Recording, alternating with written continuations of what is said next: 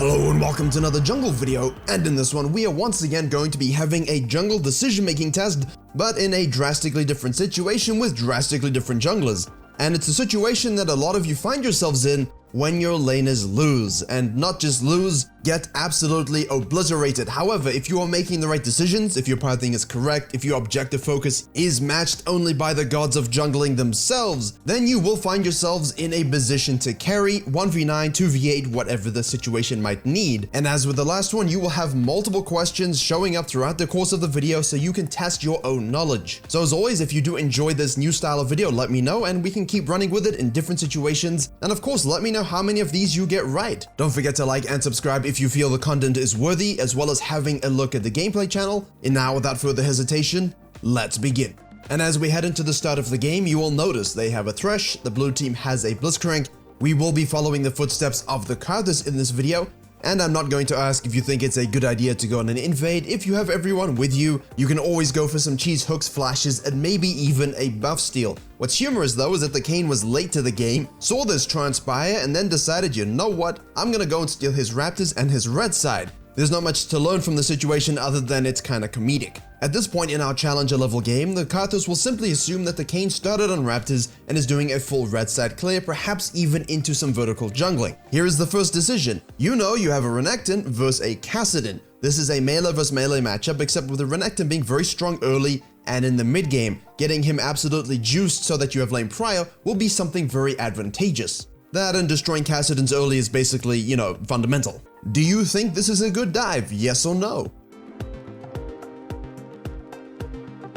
Yes, I like this a lot. If you have a lane and it doesn't matter the elo and they shove and deny to this level, and you happen to be a Karthus or something that clears really quickly, you will be level 3 to his level 1. That's an absolute free gank. Now classically, I'm sure you will expect your mid laner to simply be in the middle of the lane, but you can still take this nice late invade blue start and then have a really good ganking angle to get the same result. Obviously in lower mid elos that would be more realistic. However, once that's done, the Kassadin TP's in, you see the Karthus moving back down the mid lane. Where do you head to next? Do you head to your blue side, do you gank top lane, or do you go investigating into the Kayn's red side map? Well, I hope you said go to the Kayn's red side, because you will notice from the minimap, the Kayn had attempted a gank on the bottom side. The Karthus immediately presses tab, you see red buff, you look down there, you say, whoa, whoa, whoa. He actually took my red side cams. Impressive.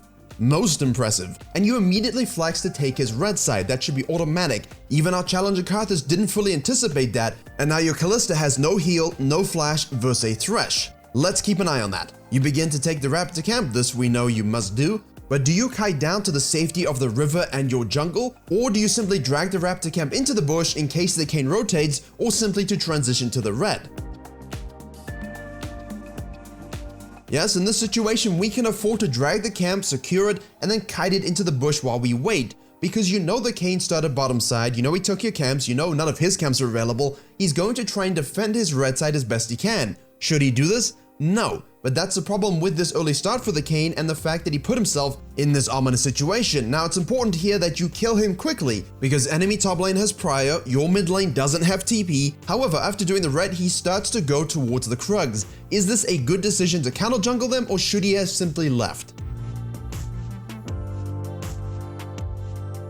That's right, he should have left. Look at that minion wave they're showing. He walks straight in front of them. That means he shows up on the minimap for the red team. His game plan is given away. What he could have done is simply taken the red, gone back to his blue side, maybe ganked top lane, got on a kill, got on a crab, got on his blue buff, and you know, lived a very happy life. But because he went straight to the Krugs, and because he did it with a minion wave pathing, he was detected, Kayn rotates from the base, Aurelia collapses, Karthus dies, and Kayn is once again dead.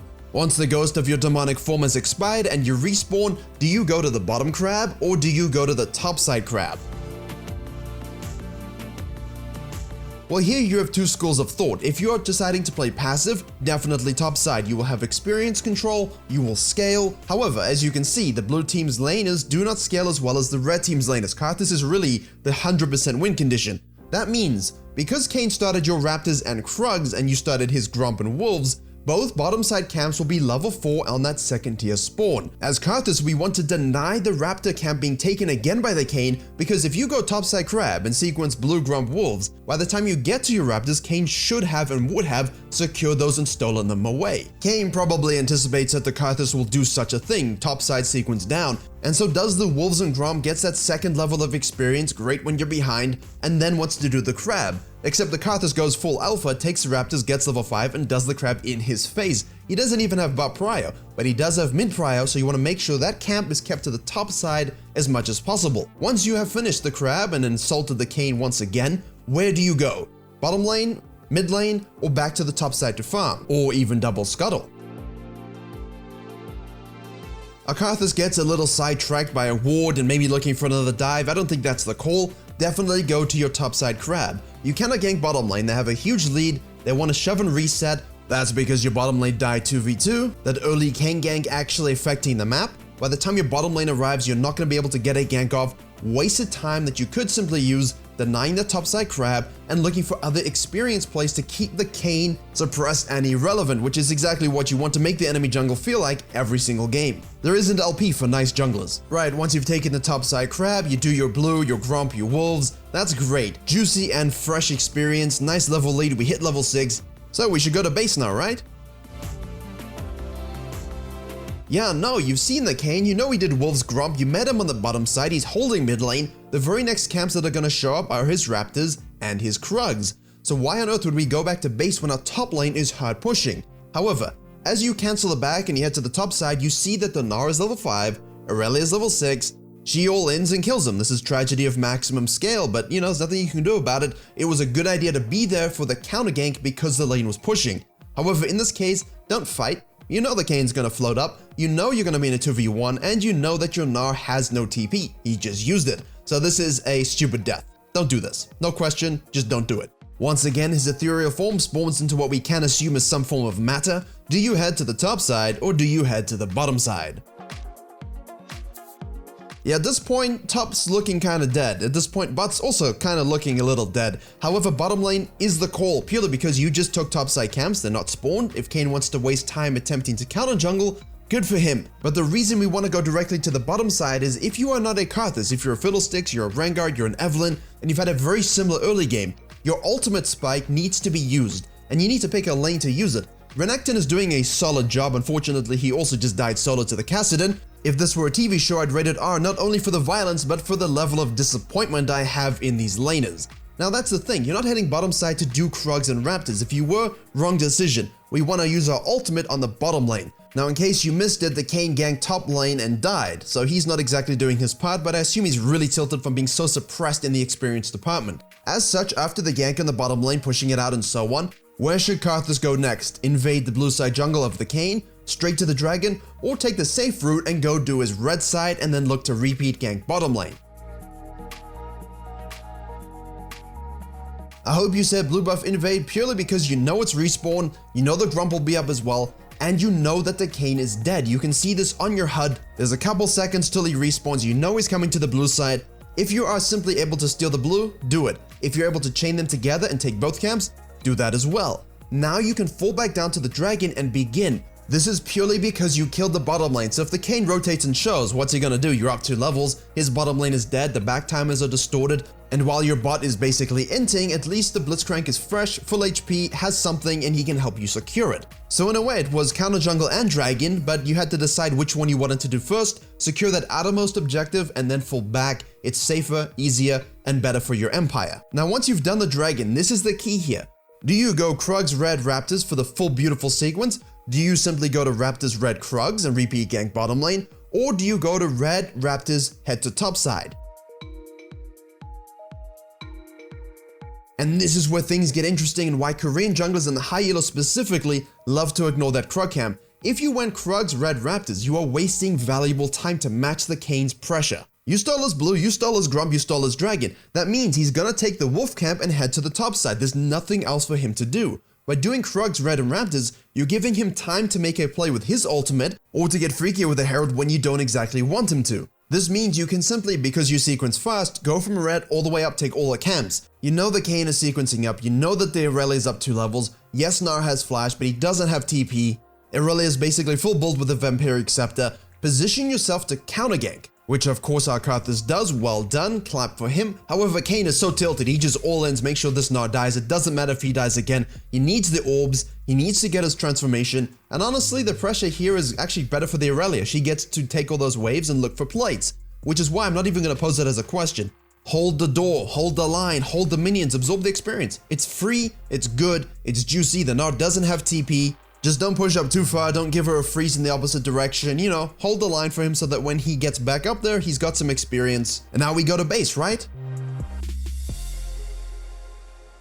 Firstly, if you're any other jungler, this doesn't apply, but as you can see Karthus, press Alt, look at the map, see who's low HP, and basically if you're not Karthus, you don't get that kill. But at the very least here, you can apply pressure with it, but I understand if you're not Karthus, this isn't exactly possible. However, it doesn't really change our decision making. So no, we don't go back. Everything is looking kind of messy, but at least you as Karthus are super fed, you as Fiddlesticks, whatever type of jungler you're playing in this moment, you have all the gold, all the farm. You know Kayn just died. You know he used everything to do it. You know he's going to respawn and head to the bottom side because he's got nowhere else to go. That's where his camps are going to be. He has bottom lane which he can dive as well. Let's ping pong those objectives. We got the first dragon. Let's secure a herald. Now once you've done the herald, I know you guys are probably thinking, hey, now we can go back to base. Yes and no. Our camps are respawned on the blue side, so let's take that. They're the highest experience on the map. You see the Kayn on the bottom side, which means we can actually look to regang top lane. You know Kayn's on the bottom side, we see this on the map from the Blitzcrank. There's nothing you can really do, however the Gnar's getting frisky once again with the full build Irelia. Let's pay attention to the map, rotate, pick up a free kill, but do we use the Herald right now? Yes, I think we have to, there's no real other choice. Irelia does have TP, however in about 2 minutes the plates are going to fall and I don't see an exact opening anywhere else, maybe in the mid lane, but we don't exactly want to elevate the game state through there because the Renekton's able to deny and at least control the Kassadin for the time being. In addition, because Irelia does have TP, if you don't use it and she holds on to that and maybe you try to make a play on the bottom side, you see where I'm going with this, it's going to be sadness. So we use it just to maximize as many plates as possible, but please don't overstay that she TPs and kills you. Once again, greed play, just don't do it. Okay, we respawn once again, we need to head to the bottom side of the map. Why don't you ask yourselves why?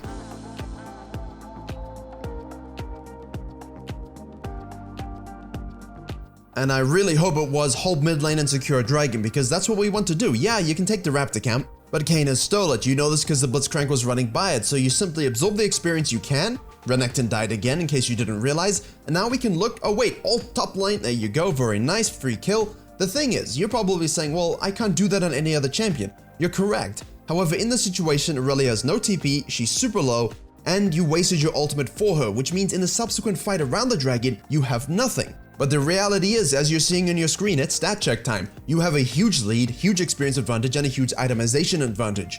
You want to fight over this dragon, you want to secure this dragon, you are controlling the flow of the game. Don't let them defeat you. If you have a stopwatch, use it, outplay them with your mechanics.